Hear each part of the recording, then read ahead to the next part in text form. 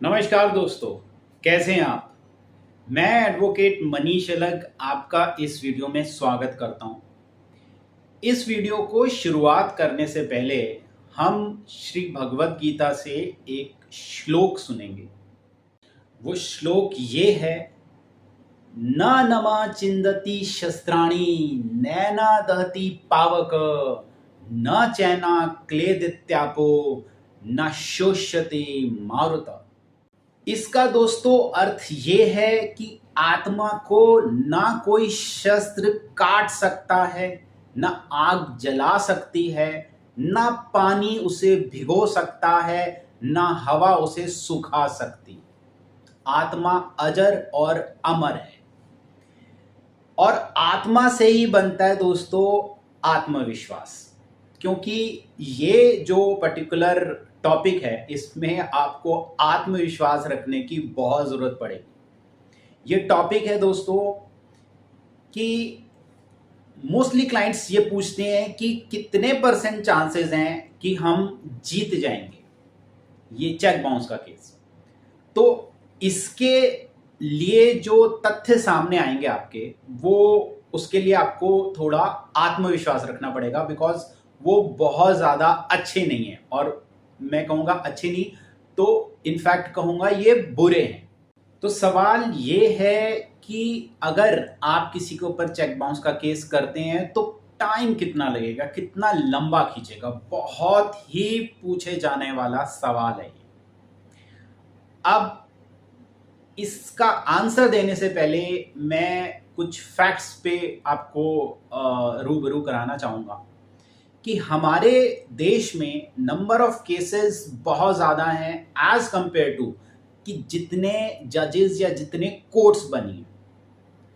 और उसके भी ऊपर जो चेक बाउंसेस के केस हैं वो सबसे ज़्यादा है। मतलब परसेंटेज जितने भी केसेस चल रहे हैं हमारे इंडियन कोर्ट्स में, सबसे ज़्यादा परसेंटेज जो है वो है चेक बाउंसेस की।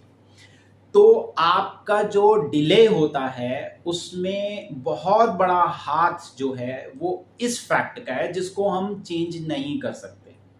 देखिए, अगर आपकी अपोजिट पार्टी मतलब जो एक्यूज्ड है वो रेगुलरली डेट्स पे आ रहा है तो हम ये कह सकते हैं कि 8 से लेके 15 महीने के बीच में, 15-16 महीने के बीच में नॉर्मली हमने देखा है कि केस का निपटारा हो जाता है। बट ये मोस्टली मेरे हिसाब से 20 या 30% केसेस में ये चीज़ देखी जाती है। और ये डिपेंड भी करता है कि आपका जो केस है वो कौन से कोर्ट में लगा है। जैसे मैं अपना पर्सनल एक्सपीरियंस बताऊं, नवंबर 2022 में हमने 2 केस किए थे सेम टाइम पे। चेक बाउंस का केस था, एक कोर्ट पे था, एक दूसरी कोर्ट में। मैं जान के वो कोर्ट का नाम नहीं लूंगा, लेकिन एक के अंदर नवंबर में पहली हीयरिंग आई, उसके बाद प्री समनिंग था, समन इशू हुए, अप्रैल की डेट मिली। अप्रैल में मजिस्ट्रेट साहब नहीं आए हुए थे। फिर वो डेट मिली हमें सितंबर की। सितंबर में भी मजिस्ट्रेट साहब नहीं आए हुए थे, तो अब मिली मार्च 2024 की। तो आप समझ सकते हैं कि 1.5 साल लग गया और अब तक समनिंग ही नहीं हुई। ऑन द अदर हैंड दूसरी कोर्ट में जो हमने केस डाला था सेम नवंबर 2022 में, आज की डेट में उसकी 6 हियरिंग्स हो चुकी। आप सोचो वो किस स्टेज पे होगा, और अभी जनवरी में भी है आगे आने वाले इसके अंदर। तो ये हाईली डिपेंड करता है आपके लक के ऊपर। लक मीन्स कि आपका जो केस डला है उस पर्टिकुलरली कोर्ट के अंदर कितना रश है। और ये भी डिस्कस कर लेते हैं कि अगर आपकी जो अपोजिट पार्टी है मतलब जो एक्यूज्ड है, कभी आता है कभी नहीं आता, कभी कोई बहाना ले लेता है, तो ये केस मान के चलो आपका 3 से लेके 5 साल खिंच जाता है। और तीसरी जो सिचुएशन आ सकती है वो ये कि वो आए ना, एब्सकॉन्ड हो जाए, मतलब वो सब छोड़ छाड़ के भाग गया है। तो अगर वो भाग गया है तो भगवान मालिक है, और अब देखिए हमारे पास काफ़ी तरीके हैं, उसके अंदर भी मैं आने वाले वीडियोस में वो आपको बताऊंगा।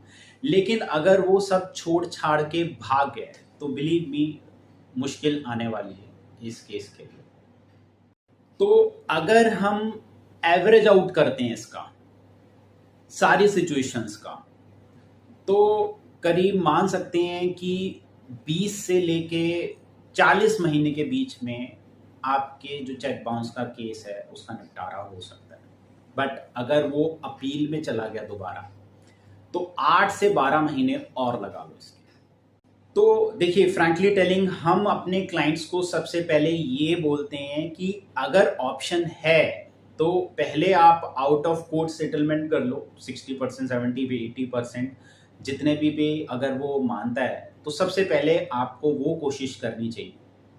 और अगर वो बिल्कुल ही नहीं दे रहा तब तो हमारे पास कोई ऑप्शन ही नहीं है। लेकिन अगर आपको कोर्ट केस करना ही पड़ रहा है, चेक बाउंस का केस करना ही पड़ रहा है, तो आत्मविश्वास रखिए। आप जीते या ना जीते या देर से जीतें, लेकिन लड़ना बहुत जरूरी है। तो इसी के साथ मैं एडवोकेट मनीष अलग आपसे इजाजत चाहूंगा। इस वीडियो का अंत यही होता है। मिलते हैं अगले वीडियो में, तब तक भगवान आप सबकी रक्षा करे। नमस्कार।